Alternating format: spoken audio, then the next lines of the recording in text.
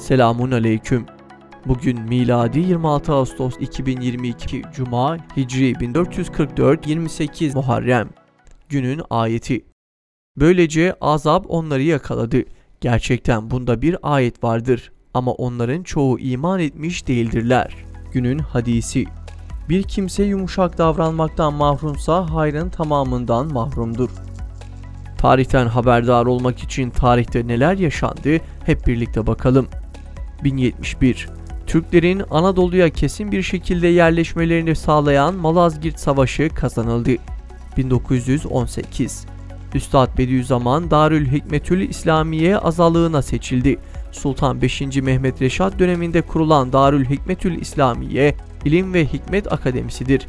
O günün değerli ilim adamları bu akademinin kurucuları ve üyeleri arasında yer almışlardır. 1986. Kamerun'da volkanik gölden çıkan karbondioksit ve hidrojen gazlarının karışması ve çevreye yayılması sonucu 1500 kişi öldü. 1936.